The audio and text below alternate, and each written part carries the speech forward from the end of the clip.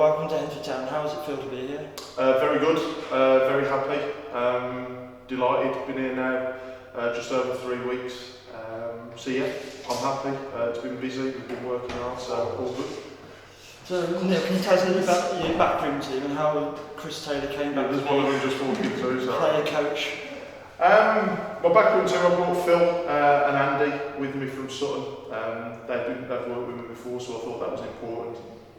Tails is someone that I've known for a while, tried to sign him, very good player, and we just had a couple of conversations, you know what I mean, before the job came about really, about him coming involved if I got a job, and obviously this one came up and bringing him back. It's a fantastic thing with him being a previous player here.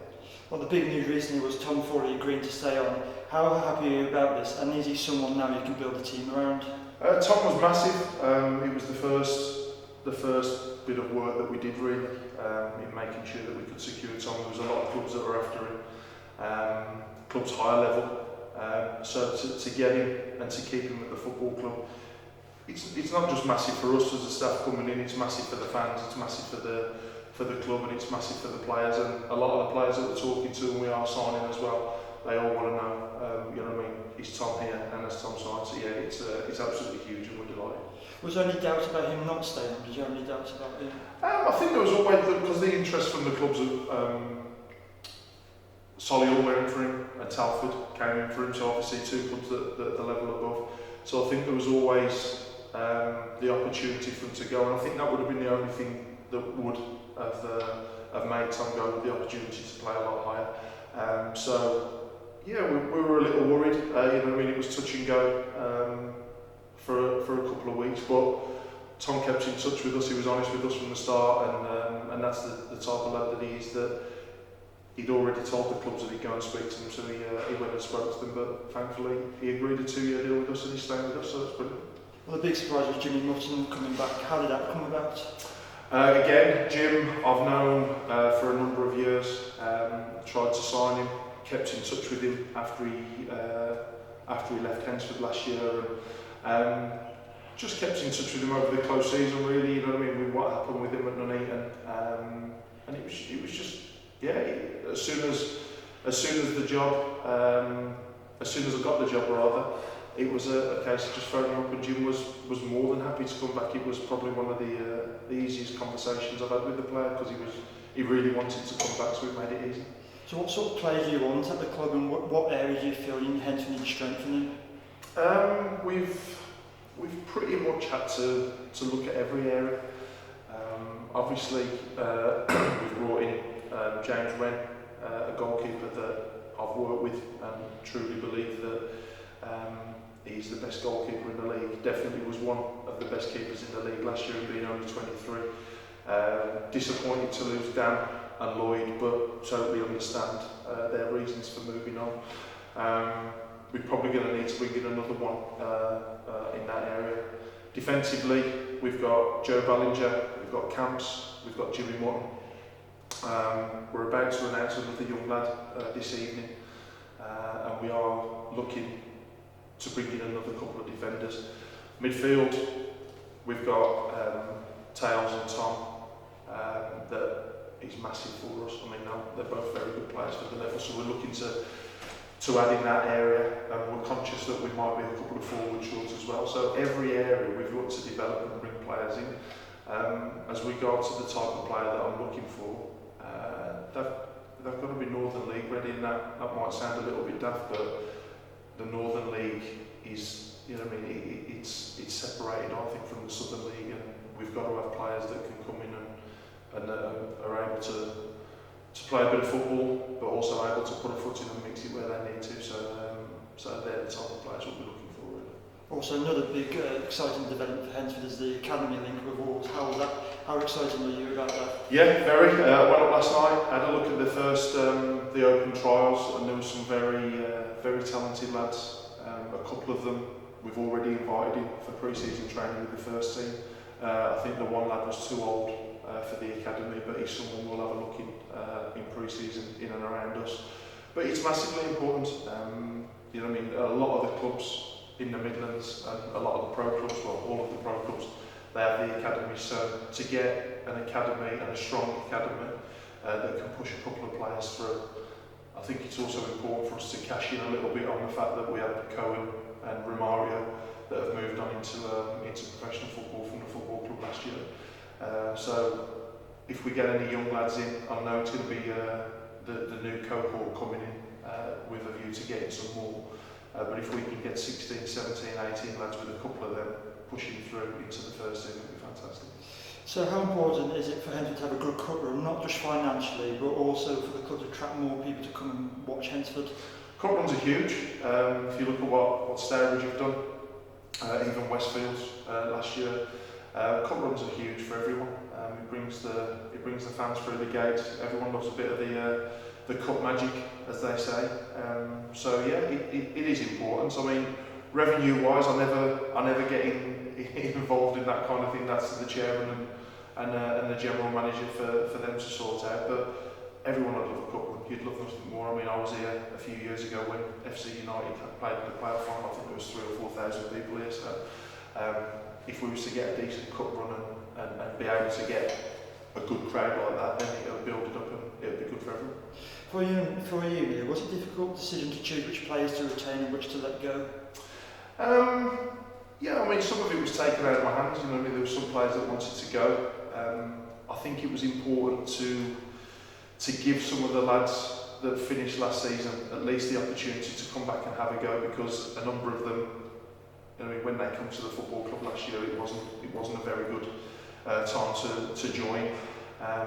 And there's a few of them that I know from obviously my time in football, and a few of them that I've worked with. So yeah, it's I feel that they deserve at least a practical in pre-season with a clean slate and have a go. So yeah, it's, as I say, some of it was taken out of my hands. Some of them that I've decided to move the players on, but the 6, 7 that I've kept, I thought it was important that they at least get a shot and have a go at it for next year. So what are your short-term and long-term goals for the club? At the moment, short-term, it's just a case of getting the squad. We start back pre-season very early because the league starts a week early this year, so we'll be back in at the end of June. So the short-term goal is building a squad capable. Long-term, you look at my track record. I've not been a manager that jumps about. You know what I mean? Any football club that I've been at, I've been there for the long haul. So the long-term goal is to be successful and make a good go of it. But short-term, let's get a squad. Let's get into pre-season. Let's find out what we've got.